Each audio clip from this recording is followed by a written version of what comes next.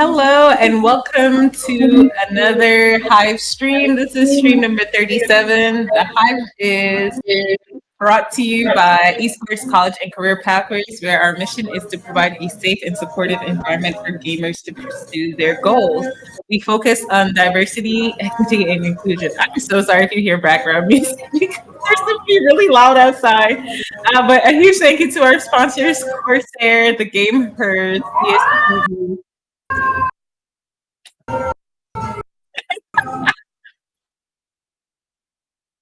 I forgot to forewarn our guests that we are next to a fire station and we really apologize. But let's do that again. Huge thank you to our sponsors, Corsair, The Game Hers, ESTV, and NFL alumni. I'm your host, Allie Cat.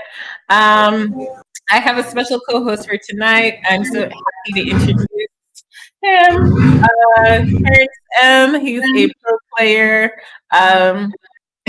Tonight we have a mother-son duo who are here to talk about their company, how they are changing the Las Vegas esports scene, and how they got into the esports space, which I'm very excited. Co-host Terrence, are you here? Say something. Yeah. Okay. Yeah, I muted too because of the sound. But, yeah, it was really loud. Yeah, what's up? I'm like pro card game player. I've played card games all my life. I played like Pokemon and Yu-Gi-Oh when I was like 7. I'm 27 now, so like pretty much for 20 years I've competed in card games. Most recently and most notably, I've competed in Hearthstone for the last like 6 years or so. I've competed in like a couple of different countries, going to like China, Germany, Sweden, and all of those things. And most recently, I've been playing Slay the Spire for the last 2 years. Like 4,000 hours in the game, have one of the world records in like the competitive categories I compete in for the longest win streak on all of the characters at the highest like difficulty level, as well as some of the highest win rates in the game. And that's pretty much all about me, just a really competitive person that loves like card and strategy games. You also played a lot of other games, right? Like Hearthstone and did you say that? Yeah, I said Hearthstone. Okay. And Pokemon. And now you're playing a lot of Pokemon Unite, which is not a card game, but it's funny. So without further ado, we're going to introduce our guest.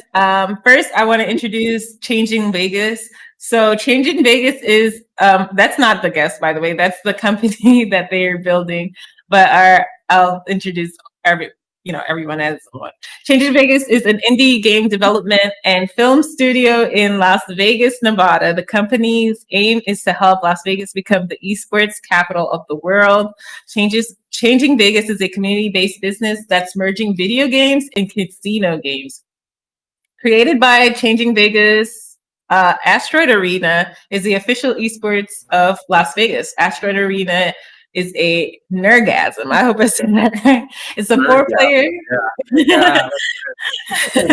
It's a 4-player CCG free for all, specifically created for esports. 8 alien factions compete for the hyper crystals on the asteroid, each with their own backstory, gameplay, win condition, and art style. Asteroid Arena is a board game now. Wow.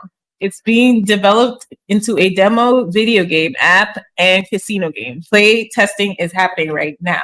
So first, let me introduce Dave. Dave Thompson is the CEO. Oh, no? Oh, you said hello. I was just saying hello back. That's all. Oh, okay. So Dave is the CEO and creative director for Changing Vegas.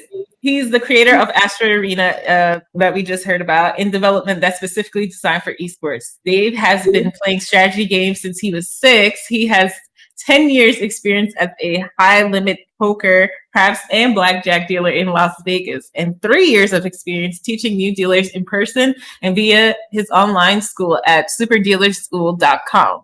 He enjoys traveling and writing and meeting new people. Hey, I'm Neil. You enjoy meeting me? And of course, Susan, Super Beaver Thompson, is the CMO and deal maker for the company with more than 25 years of experience in corporate and entrepreneurial marketing. Susan handles all video game funding, negotiation, sales and marketing, business development, crowdfunding, social media, content dealings, and partnerships with the company. I got that out. With a background in journalism, you'll often find Susan writing copy of arranging media opportunity, writing copy or arranging media opportunities. She also has expertise in peace building. That's awesome. Susan enjoys traveling, reading, and meeting new people. Together, they lead Changing Vegas as a family-owned Las Vegas startup. So, welcome, everyone. How are you today? We're doing great. Thanks for having us on. Yeah, thank you very much. You all are so like I can tell like we're gonna have like the most amazing conversation. So first I want to start with Dave. How did you start in gaming?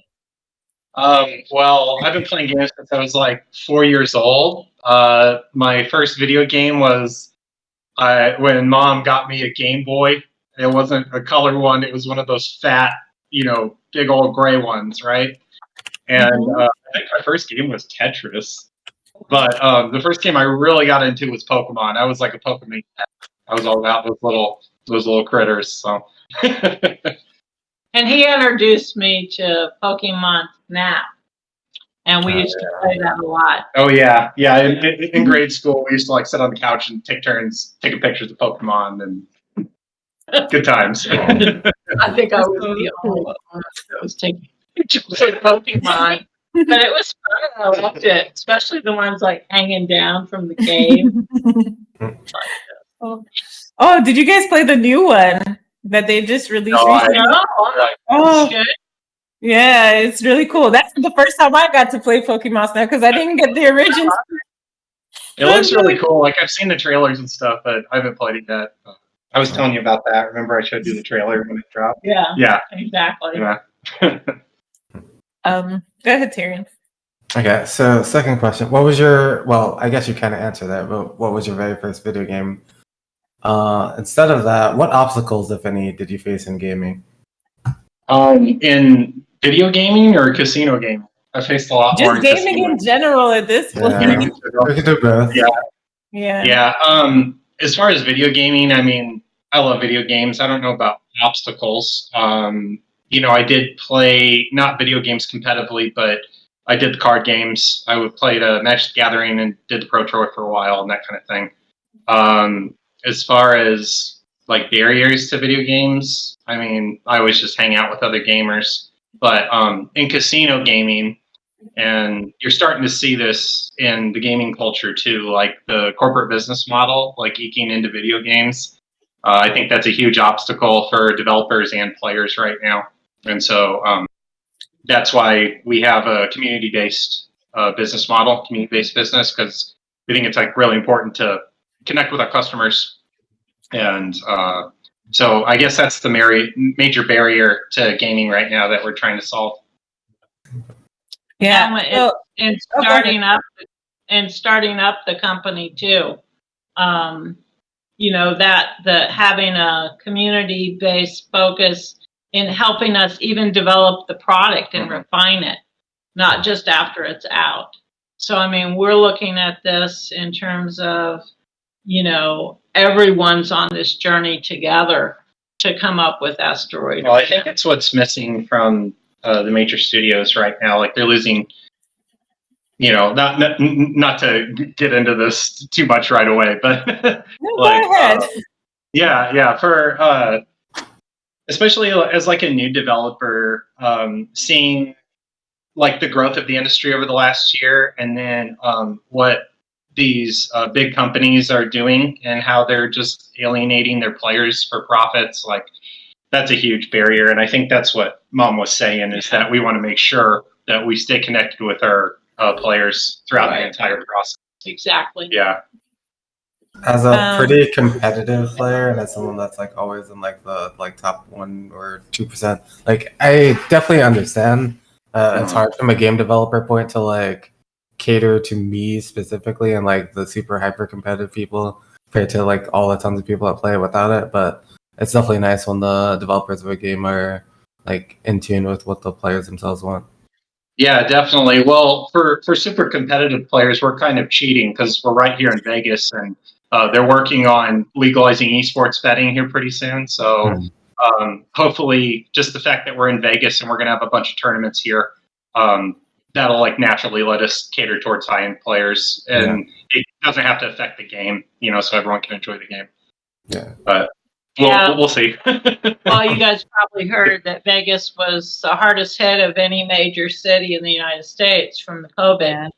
And in terms of the rebound, they're really pushing esports. They really see esports as being one of the big factors that's going to help bring Vegas back and the whole gaming community. The casinos are more looking at it since they already have the sports books and all of that. Yeah. They're looking at it from more, how can we integrate esports competitions into our current sports betting program. And then obviously some like Luxor are looking to cash in on all the tournaments, like you were saying. Yeah, they just built a new. It's called HyperX Esports Arena. I was just gonna say, we actually had somebody. So we have like collegiate teams that play on here sometimes, and there was somebody who got to visit. They won something with like the arena or something, and they went and they actually got to visit and commentate a league match and things like that in there. So they have. There's an organization that's called 1,000 Dreams. Yeah, it was through that. That's it. Okay, yeah. They just gave $1,000 grants for women in esports to come to Vegas, and they put them up in the hotel. Yeah. I actually got a grant from them. Yeah, it was really but, cool. Our approach is, okay, so if we're really going to build Vegas into being the esports capital of the world, what games are we going to play? Well, it's the content. Yeah, it's the content of esports. Yeah, because Vegas in general, I mean, no one wants to be the first one to do anything. Like you saw the link go up, right, with the big Ferris wheel and everything, and then 3 years later, MGM had their version of it, the park, right? And so, no one wants to be first to the party. So, innovation's kind of lackluster, but they're focused more on the legislation, but they need content, and the way I explain it to people is that with sports betting, they brought in the Raiders and they brought in the Golden Knights to legitimize Las Vegas as a sports betting capital, right? Well, if they're going to do it with esports, then they need a video game. And so that's why we decided to create it in the first place. Okay, so we want to get into that as well. So, what was the tell us about Changing Vegas. First of all, how did you guys come together, and even for Susan, how did you join up with your son? And then tell us about Asteroid Arena. I know that's a two-parter. Do you want to tell our origin story? About 7 years ago, I was actually living in southern Texas in Corpus Christi. And David and I, we would do our normal talking on the phone thing. And so one time he called me and he says, "Mom, I'm working on this idea. Would you like to help me?" And I said, "Okay, what is it?" And he told me about the idea behind Changing Vegas. And I said, "Sure." And I had written a lot of business plans when I worked for Ernst & Young, accounting firm, for entrepreneurial. I ran the Entrepreneur of the Year there. And so I said, "Sure, let's do it." And so we actually started collaborating via email at that point on the business plan. And then I came out and visited him. And we went to Thompson, and we went to... I showed her around. I was trying to charm her to get her an interview. Came out in October, and that was of 2014. And by November 14th of 2014, I was living here. Oh, and so we decided to pool our resources. I mean, David's the gaming. He's the industry expert. And I have a long, background in business development, startups, and marketing. So, pretty good combination. Yeah. So, and I'm sort of a newbie to esports. I love what's been happening, but as we've developed Asteroid Arena, I have learned a lot over the last 6 or 7 months, and I'm really excited about getting to know more. I see it as a huge opportunity for us and, for the whole esports and for women in esporting too. That's really a great combination to have like the business, because I feel like you come from like traditional business where there's certain standards and stuff, whereas in this industry there's like a lot of lack of standards. But that's really cool to just have so Dave, I want to ask you, would you like to have like such a supportive mom? Like, you tell her like your dream and like she just comes out here. You put on the charm, but yeah. what was that like? Just tell us more about Asteroid Arena and like your idea behind it. Yeah, so I was really excited to have her out here. Obviously, I knew as a kid that she was wheeling and dealing, but I didn't really understand how good she was at it until I got older. So it's always a nice surprise, when your family. It's really easy to bring them into your business. You can trust them completely. So we've complemented each other really well. And how Asteroid Arena got started was like our business has gone through a few iterations. The very first thing we wanted to do was set up a gaming school and integrate like new skill-based games that we had developed and like train the future dealers of Las Vegas. And we were going to do a reality show out of the school. And then after that, we got into the content, the YouTube, and developing the casino games.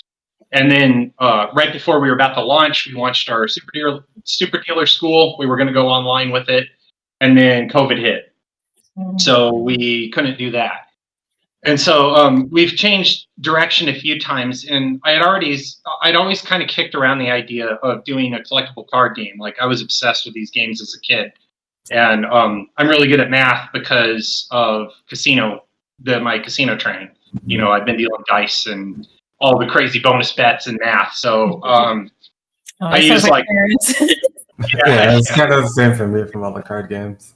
Yeah. The strategy of it is a lot the same. Well, and game development too is a whole nother animal because you have to design mechanics from the ground up. And so like I'll get more into the game, as we go. But basically, like being able to translate an idea into like the language of the game, for example, like one of the aliens that are in the game are the dragon hunters, right? They're called the big game hunters, and the dragon needed to be like superimposing, and so I turned it into like whack-a-mole.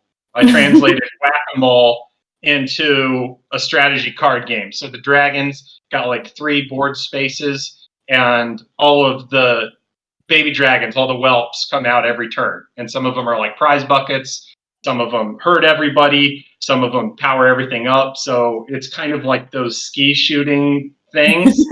Instead of shooting them with the gun, you deploy your aliens and attack the dragons to get your point. So like the math helps out with that when you've got like an idea for a game and you're trying to translate it into the cards. So. And you started with a board game too, because it makes it all skill based. Yeah, well, right? As a Hearthstone player, I'm curious to hear your opinion on this. But from what I understand, the reason why there aren't tons of competitive Hearthstone players is because of the randomness. There was for a while there. I think the last 2 sets have helped it out quite a bit, but for a while there was just so many random effects that it was hard for competitors to like stand out, and you just got screwed by the luck of the draw. Is that true, or that's kind of what it seems like? It definitely plays a part in it. Like it is the reason why like the game could be taken like less seriously from like the outside perspective.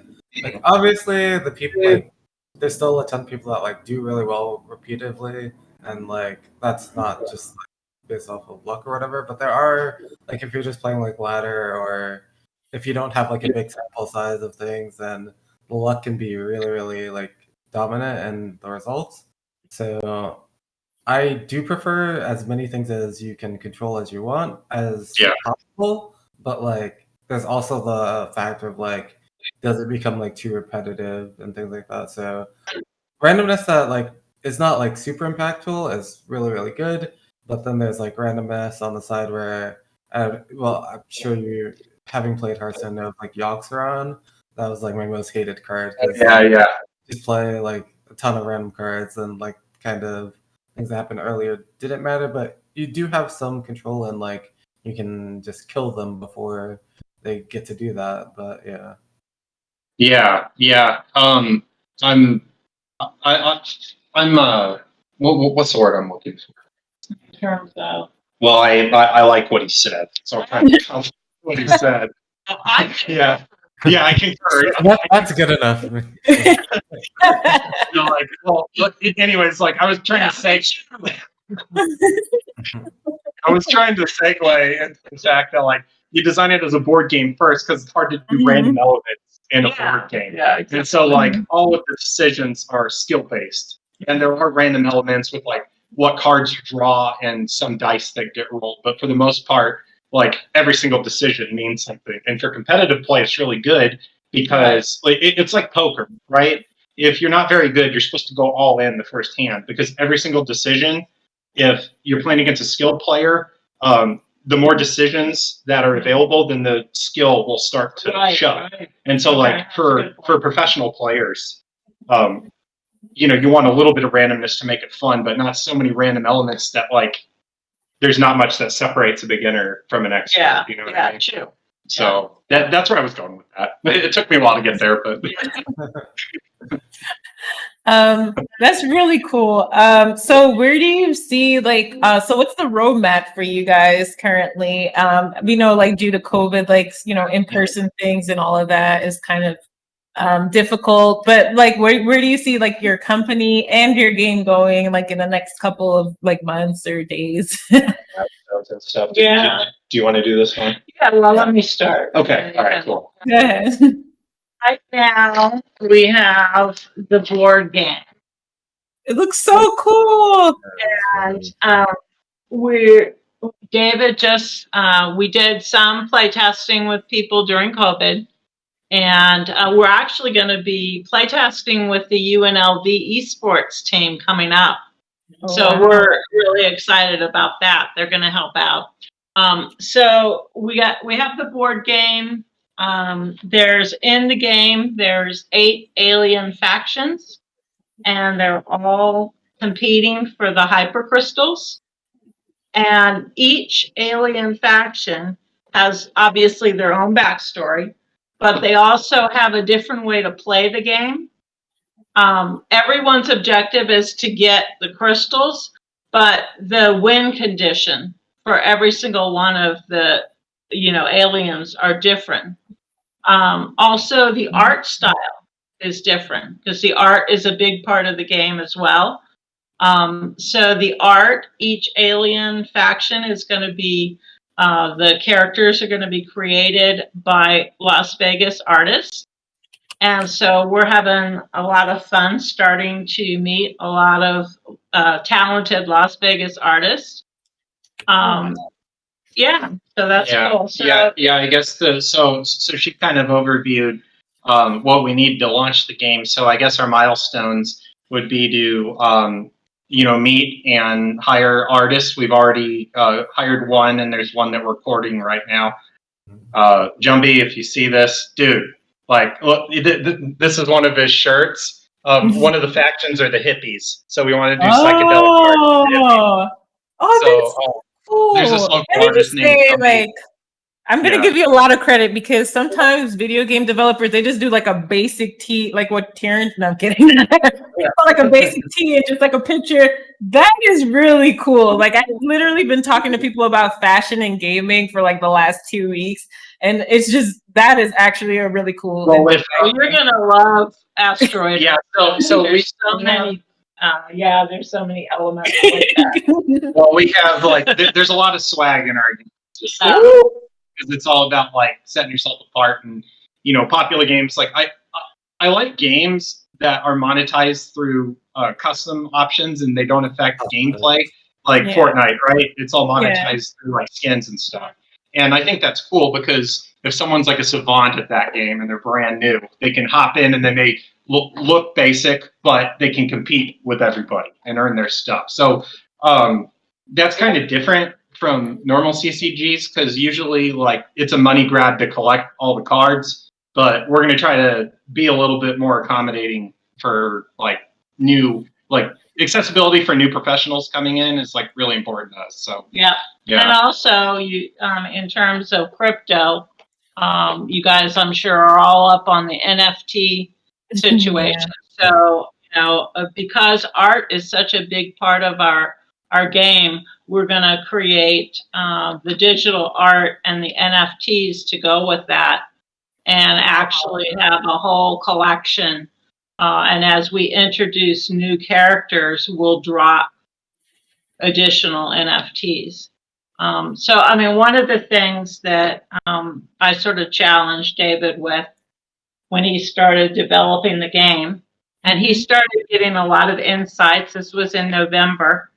And he started telling me about what it was going to be like. And we just started talking and everything. And I said, well, because you mentioned earlier that I've been involved with peace building and nonviolent communication. And that for a long time, I did a mobile journalism trip across the United States focused on that. And so I said to David, I said, could you make one of the 8 factions where it focuses on nonviolence and they can win through nonviolence? The hippies, man, the hippies. And so we have the hippies, okay, which is Hippie Fest 4041. And the hippies, you need to make the clip now. That's right. And the hippies come to the Asteroid, and all they want to do is they want to throw a rock concert. And there's all these aliens killing each other. Yeah. Stuff. So what the hippies do is they're the only faction of the 8 that don't play on their own. What would you call it? In front. Yeah, well, I can explain it to him if you want. Yeah, so go ahead and Okay. She's like, go ahead. So they're like the control deck, right? They because they're non-violence, and so a lot of their cards like control combat. So like if they're about to get killed, then you can like stop them from attacking and like charm them, or give them a hippie bandana and then they become a hippie. And so it's kind of like if you played Magic the Gathering, it's like the white decks. They have like pacifism and prevent damage and all that. So they play a lot of those. And then, like Mom mentioned, they play their hippies onto other people's boards. And so, you know that episode of South Park where the hippies invade South Park and Cartman has to the center? Okay, so it's kind of like that. All the hippies swarm one side, and then once there's enough hippies there, then they make a peace treaty with the hippies, and they can no longer attack them. And so when you make peace with everyone in the asteroid, then you win the game. So you have 3 other people to make peace with, and so that's what they're focused on, is just sort of infiltrating and what did you call it? Swarm? Infesting. Investing. But I guess 2 years from now, I want the hippies. The hippies will be out. So 2 years from now, what I want to have happen, the hippies will be in the game. That's right. Have a video game where someone does win by nonviolence, and they make peace treaties with each of the other, factions.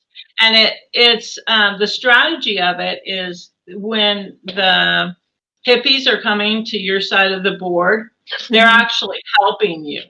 Mom really likes that. And so you want them to help you. But if they get, 15 hippies? Yeah, we're figuring out the numbers. Yeah. If they get 15 hippies on a certain other player, then they have a peace treaty and they can't, attack you anymore. So now you only have 2 people to worry about. And then you go to the next one and you make peace treaty with them. So it's interesting because it plays along with all of the other characters that are attacking, and it's really cool. I'm glad. Yeah, that's really cool. Yeah, so it adds like a strategic element where like the hippies are helping you, but then like as they get closer to their right condition, you're like exactly like it's like they help you out, but if you just leave them to their own devices, they're gonna win. So Can I just say that's one of the coolest ideas ever? Because I know people who play other games, like video games, where maybe because it's like more stealth or something like that, like there's like a little more nonviolent to it, but eventually you gotta like do something. But so it's like very interesting. I know people who play certain games and they try ways to play it without being nonviolent. So that's really cool that you made that a part of your game. And wow, shout out to Mom for that too. Yeah, well, it was a great idea, and that's one of the defining features. Like, so this CCG has 2 major elements that make it different from everything else. The first is that it's a 4-player game; it's a free-for-all, and usually they're one-on-one. And so there's this whole other like dynamic because if you pull ahead too soon, in other card games, usually the other player's just dead. But if one person get ahead, then they can go 3-on-1 and like team up. So that's pretty cool. And then the second part is that, and I kind of adopted this idea from Legends of Runeterra with how you activate the different heroes to like power up your cards. But for this, I wanted them to win the game differently because all the aliens have their different motivations and reasons for being there, right? So I think it's cool because you've got all these conflicting mission objectives and abilities and that kind of thing. So nonviolence is one of them. Yeah. Well, that's really cool. So, can we see the box for the board game again? Is that out, or when will that be out? Yeah, here. Let me. Here. You hold it up. Okay. Let me see. Let me get the board. The board's awesome. I gotta show you. We love board games. We actually just did like a board game night with our friends. So I'm looking at that. I'm like, oh, I want a piece. So we're selling both the board game version and the digital version. So there's always going to be a copy of the board game. Oh wow! I think it's really cool to have digital copies of things. Like, oh no. Yeah. Crystals. Mom went all Vanna White. I'm just saying, I'm digging Mom's influence. That's it. Yeah, well, it is a team project, and even though like I develop the mechanics and stuff, like we brainstorm all the time. So like we made it together. So. We do. Yeah. So was it just you, Dave, or do you have like a team with you as well? Or right now it's just us. Like there's a few board game cafes around here, and I've tried to get other developers to help because this will be my first video game. I've designed games, but I've never put them out there before. Yeah. But because of COVID, like it's tough, man. Like you got to do everything through Zoom, and so I just took a shot at it.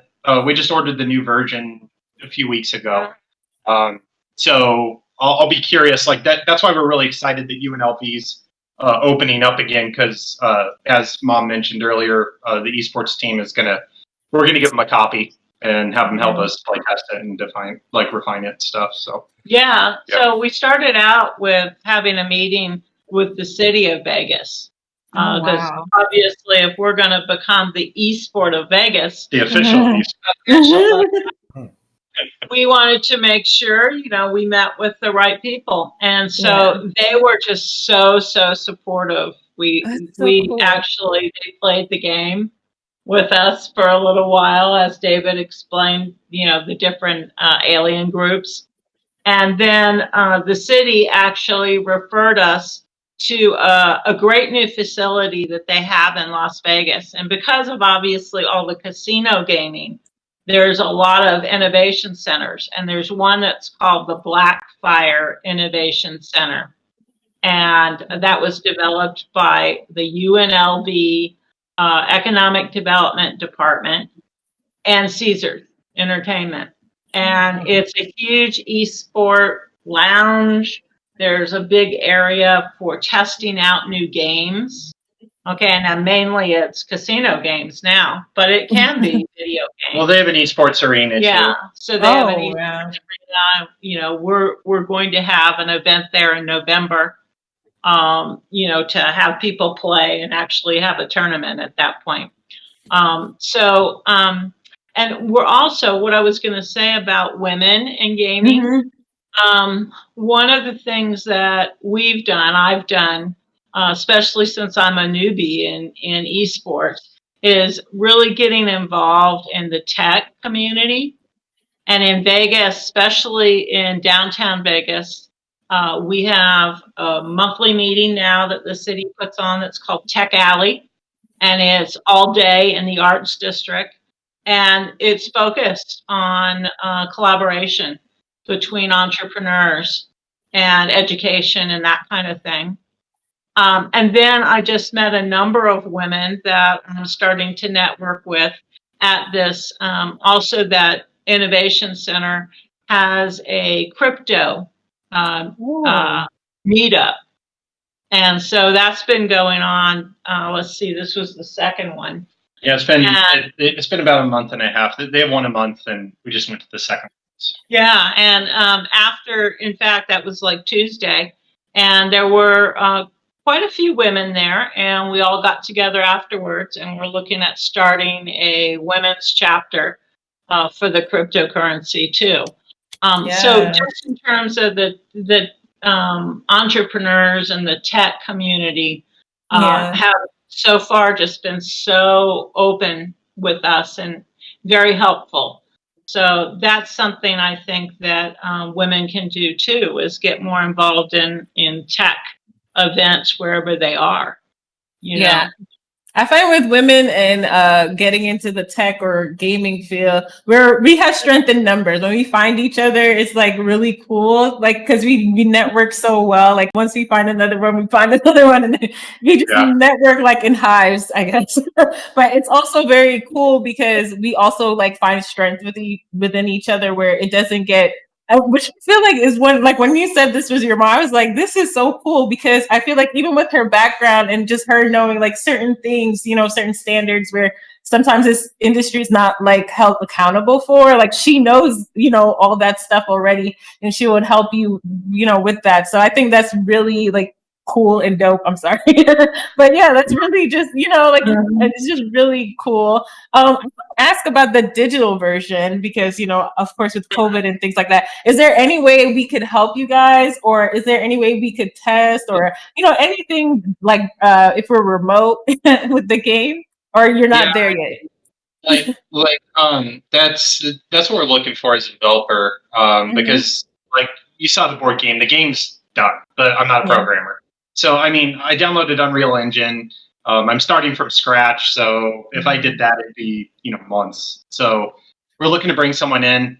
I have like a rough cutout in Tabletopia right now. That's the only way to play digital, but their UI is just clunky. So I mean, we're doing what we can, but it's a board game right now. So that's our next step in moving forward, is to develop a demo so that we can put it on Steam and we can have people start, playing it online, obviously. Yeah, because like we want to crowdfund for the money because it's something we want the community to get behind. So like if we set it up and we focus our crowdfunding efforts like in the Vegas area and explain that it's like for Vegas esports and it's for locals and all that, I think people would really respond to that. So what we need to do that is just like a demo of the game, as Mom mentioned, and then to finish the concept art, and then to put on our YouTube the tournament that we're going to have, that event you said. Right. We're speaking at a gaming conference next month in Cali, and we're talking about how to use our game for economic development.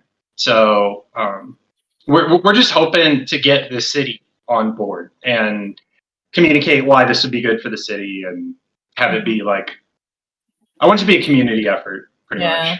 Yeah, like you want people to enjoy it and then see the potential that you all see in it and have the work. But I mean, I wish you all like really the best. I do have other questions. Sorry, we're not ending or anything, but this is just really cool. Like, I just want to say that. No, we want to know. No, it's like really cool. I didn't want to get it, but yeah. So can you tell us about like? So we saw the board. You know, you showed us the board and things. So like, is it like? How would you set this up? You know what? We should have told you guys to set up a board and have the camera, but it's cool. Yeah, if you want to talk to him for a bit, I can arrange it. But I was going to say about, because I know you said something about artists. I remember it when Terrence started Slay the Spire. Some of their cards didn't have art on it.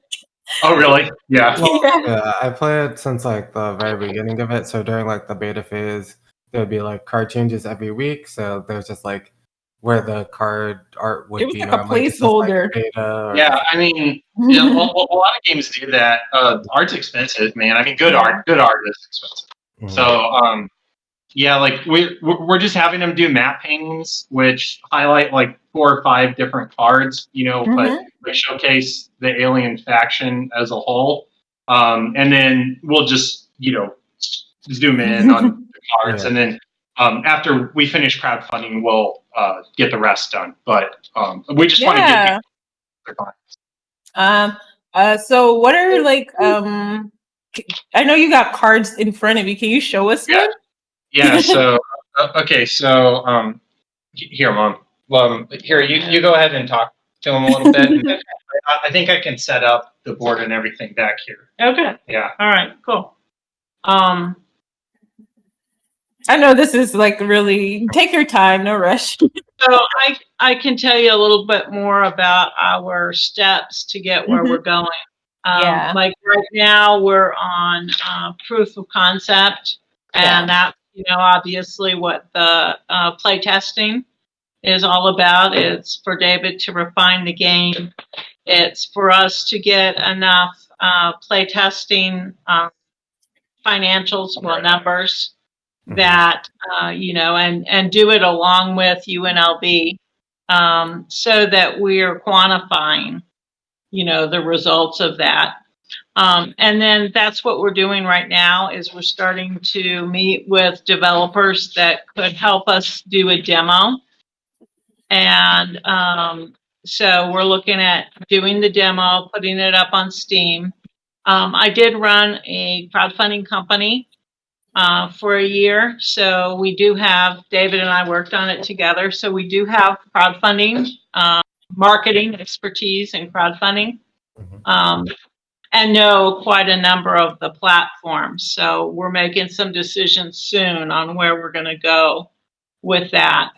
We're going to have the board game be the initial tiers, with the demo being the stretch goal. So we're going to develop on PC first, you know, because of all the streamers and, you know, access to streaming and, you know, the PC game. And then once we launch, okay, about 6 months later, we're going to come out with the app. So that's sort of our product plan. Let's here, move your chair and then yeah.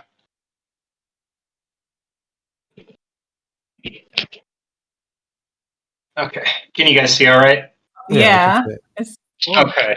All right. So I can just give you a quick run through if you want me to, or did you have any specific questions? If we have time, yeah, sure. No, I just wanted to see like the general, like you could show us some of the decks that you have there. Yeah. So they're all inspired by like different either popular media or other games. And so they all have a different deck, and they all have a different strategy. So just to go through some of them, like the Dragon Hunters I mentioned earlier. When can you hand me those up there, please? Sure. So when the Dragon Hunters are in the game, then this guy comes out, the Mobius Dragon. Okay. And so only when that one is chosen, the dragon gets put on the board and they have to attack it and kill it. And that's how they win. And another one. This one's one of my favorite. These are the Dastardly Duo. Mm-hmm. So their thing is mini games. Like WarioWare or Mario Party or whatever. And so, like they have 3 little games, and I designed it like classic American cartoons, like Rocky and Bullwinkle, like Boris and Natasha, Jesse and James, Team Rocket. Like they're like the Dastardly Duo, right? And so they have to play through the 3 episodes, and like Wile E. Coyote the first 2, and then finally succeed in the last one. We got the Sky Pirates. They're basically the sexy pirate bitches, and they're there to steal all the crystals from the asteroid. But so the idea is that you have 8 factions, and the game changes based on which ones you pick, and they all interact with each other different stuff. Oh. Yeah, because I was going to say it's 4 players, right? So, but you have 8 crazy. factions. It gets really crazy. Yeah. Okay. Oh, wow. There'll be a leaderboard for the whole game, for all of the characters. And then there'll be leaderboards for each of the factions as well. So when we start having the tournaments, obviously we'll have the all-around tournament winner, but we're going to also have competitions within each of the factions as well. So if someone wants to go get in and play the game and just play one faction and get good at it, they could do that. Yeah, it's like but for competitive we're gonna have different play gameplay options. With the competitive track, they're gonna have to be expert on all of them and the interactions between all 8. How would it be decided which player plays which faction? So right now, it's semi-random. So have you played the auto chess games? Yeah. Where like at the beginning you have like 3 heroes to pick from, and you pick one. Yeah, I've played both. It's kind of like that. So it's a 4-player game. So each person gets 2 choices, and they pick one and go. Okay, that's cool. Yeah. You have any more questions? Okay. Wait 1 second. Something just popped up on my screen, and I don't know how to get it off. Oh. But Another question I did have was, Susan, go how often do you end up beating Dave at the game? Oh, okay. Well, we're about 50-50 right now, aren't we? We are. Yeah. Yeah, I mean, we've been having Asteroid Arena parties here at the house. Really? And there's only 4 players, so obviously social distancing. It's not Yeah. I mean, outside of you guys, do you have friends and family who play, and how much do they enjoy it? Well, the feedback's been really good, and that's pretty much the people that have been played. Like Mom said, because of COVID, we've had a few playtesting groups getting together, but to get anything regular nailed down, you have to deal with COVID, and then you have to deal with people from Las Vegas who don't show up and ghost you, and like it's kind of a transient town, so you got to deal with that too. like 10 times. Yeah, pretty much. Well, that's really cool, and I'm so happy that you guys are very receptive as well, because I feel like you guys have mentioned like feedback so many times, and that's really just so cool. Like, because sometimes, like we said, developers, they don't, they want to make it how they want to make it, but you made it with your concept, but you also want to hear feedback, so that's really cool. Yeah, well, I mean, as we talked about earlier, I think gamers are really conscious of that right now. Not to get political, but especially with the whole Blizzard thing. I mean, that's just one example where they just alienated their customer base, and it changed the culture and changed the quality of their games. And now look where they are, and that's what's happening is indie companies are just getting bought out and whatever. So we want to make sure that doesn't happen. And we think how you do that is by keeping in touch with your players. So that's like a huge concern of ours. Yeah, we just want every single faction to be like totally fun to play. Yeah. So like when you get in, you can't wait to find out which one you're going to get to play. Is there any way so this is where you're going to plug yourself and tell us how we can help you. Where can people follow you, your content, or follow the development of Asteroid Arena, whether it be the board game or just in general, and follow Changing Vegas. So go ahead. Our website is changing.vegas, and we actually just updated it. It's sort of like a Netflix type of format, so you can see the different videos. Right now, we're just starting to put up videos on the different factions.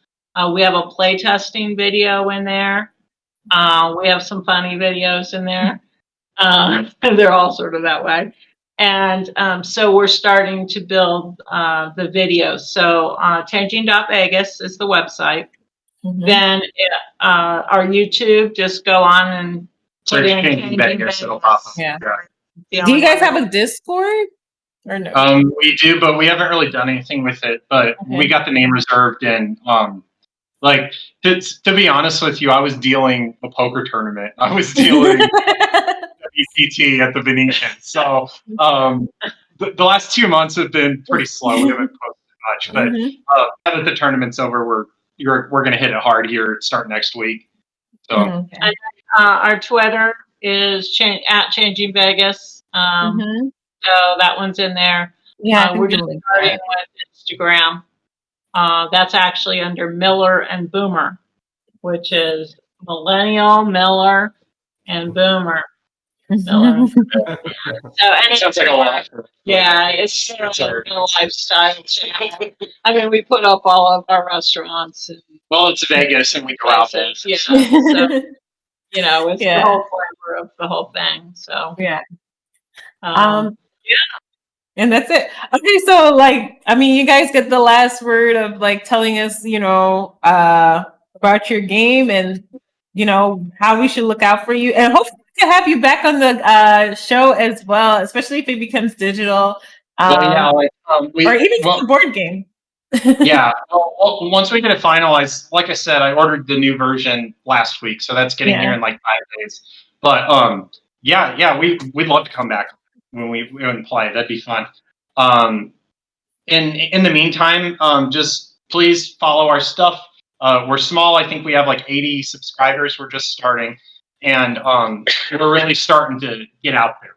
In Vegas, and as I mentioned, we're going to California next month, and so just keep a lookout. If you're in the Vegas area, come say hi and just reach out. Like I said, community-based business.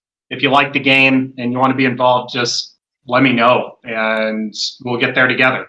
And I mean, California is obviously close with Vegas, so if you guys would have a team that you put together, we would be open. Yeah, come to Vegas, man. They don't even see us. We could come there, so it's so close. Yeah.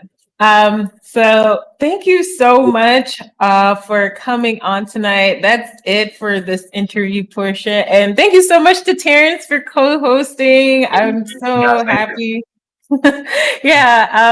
You both are amazing. I wish you the very best. You sound like you have a very strict and I think I don't want to say strict, but you have a very great plan ahead of you, and I wish you all the success and can't wait to have you back. We definitely will have you back.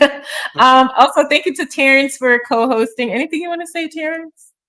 No, I just like talking about card games and strategy games, so it's fun. Yeah. Well, I would love to have you play it, and I'd love your feedback on that. So next time we come on, let's play. We'll figure out how to get a game going. Yeah, that'd be fun. Yeah. Sounds good, guys. Thank you for having me. No worries. And you guys can find Terrence on twitch.tv/Terrence M. What is your Twitch? Terrence M. It's just Terrence M, right? Or is it MHS? Yeah. I don't remember sometimes. You can follow him on Twitter as well as Instagram and Twitch.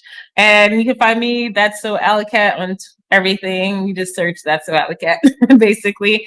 Thank you to Esports. Thank you to everyone who, our producer Nick here at Esports CCP, Catherine and Bayou in the chat, sharing all the wonderful links.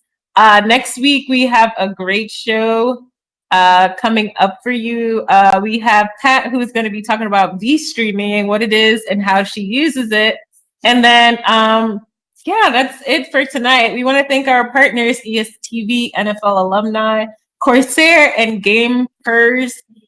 Without their support, we would not be able to bring our weekly show. We also want to thank our moderators, like I said, Catherine and Bayou, Nick, as well as our co-host, Terrence M. We will see you next week, same time, 8 p.m. Eastern Standard Time. That's it. Bye. Bye, you guys. Bye.